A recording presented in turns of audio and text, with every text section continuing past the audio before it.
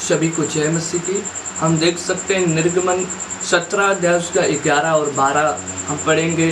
जब तक मूसा अपने हाथ उठाए रहता था तब तक तो इजरायली प्रबल होता था, परंतु जब जब वह उसे नीचे करता तब तब अमालेक प्रबल हो जाता था।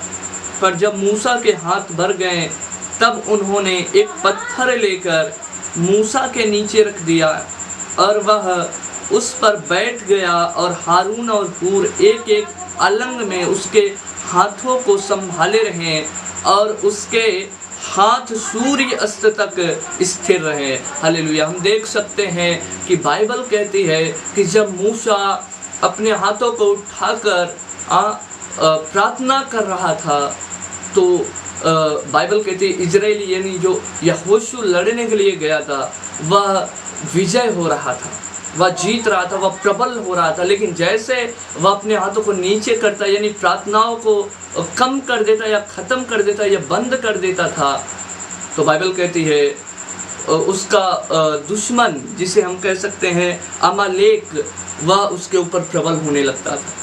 तो हमें बाइबल यही सिखाती है कि अगर हम प्रार्थना करते हैं तो प्रार्थना हमें विजयी बनाती है।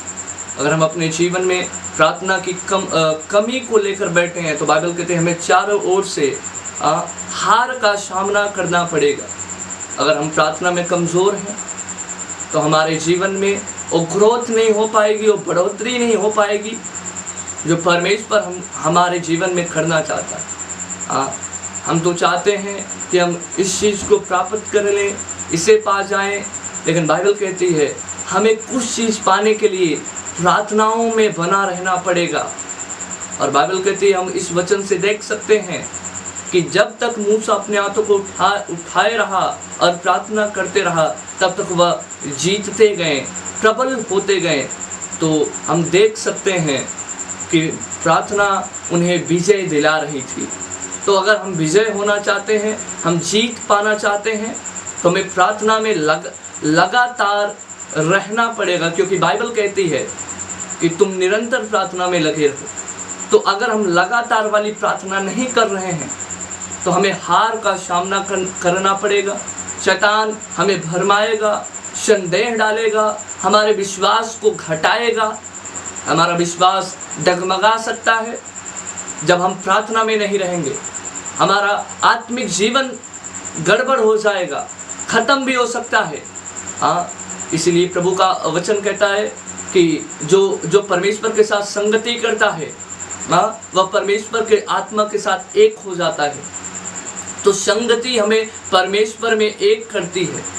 तो हम परमेश्वर के साथ संगति कर रखें, आराधना करें, उपस्थिति में जाएं, ताकि हम उस विजय में बने रहें, उस उद्धार को पूरा करते रहें जो परमेश्वर हमसे चाहता है।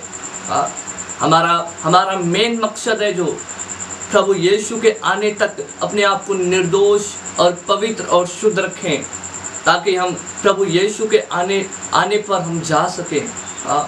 लेकिन आज लोग अपने आँखों के द्वारा, अपने शरीर के द्वारा, अपने शब्दों के द्वारा अपने आप को अशुद्ध कर रखें, अपने चाल चलन के द्वारा। लेकिन हमें अपने आप को बदलना है, हमारा जीवन चेंज होना चाहिए, अविश्वासियों से अलग होना चाहिए। अगर हम मसीह में हैं